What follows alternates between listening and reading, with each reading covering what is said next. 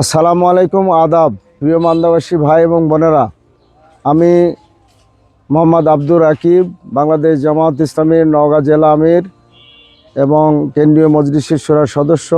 আগামী ত্রয়োদশ জাতীয় সংসদ নির্বাচন 12ই ফেব্রুয়ারি দাঁড়িপাল্লা প্রতীকের প্রার্থী।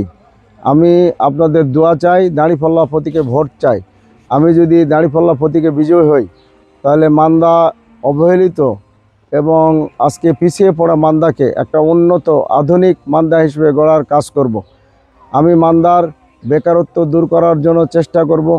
মান্দায় আমরা শিক্ষিত বেকারদের জন্য বিনামূল্যে আইটি প্রশিক্ষণের কাজ করব। আমি মান্দার চিকিৎসা ব্যবস্থাকে একটি উন্নত আধুনিক চিকিৎসা ব্যবস্থা হিসেবে গড়ে তুলব। আমি মান্দার যে হাসপাতাল আছে, এই হাসপাতালকে আমি আরও শয্যা সংখ্যা বৃদ্ধি করব এবং মান্দায় আমরা মহিলা এবং শিশুদের জন্য আলাদা স্বাস্থ্যসেবা গড়ে তুলব।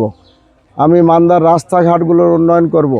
মান্দায় ব্রিজ কালভার্টের উন্নয়ন করব। মান্দার বিল যেগুলো আছে, হাজার হাজার বিঘা জমি জলবদ্ধতার কারণে কৃষি কাজে অনুপযোগী হয়ে আছে, এই সমস্ত বিলের জলবদ্ধতা নিরসনের জন্য কাজ করব। মান্দায় শিক্ষা ব্যবস্থা উন্নত করার চেষ্টা করব এবং আমি যারা যে সমস্ত আজকে ছাত্ররা ঝরে পড়ে যায় মাঝপথে, তাদের জন্য আমরা বিনা সুদে ঋণ দেওয়ার চেষ্টা করব এবং ছাত্রদের শিক্ষার জন্য আমরা সুযোগ সৃষ্টি করে দেব।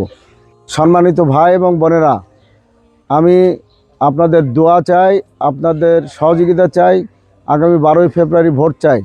আপনারা বারবার সবাইকে দেখছেন, একবার আমাকে দেখবেন এবং আমাকে একবার পরীক্ষা করবেন, এই আশাবাদ ব্যক্ত করছি।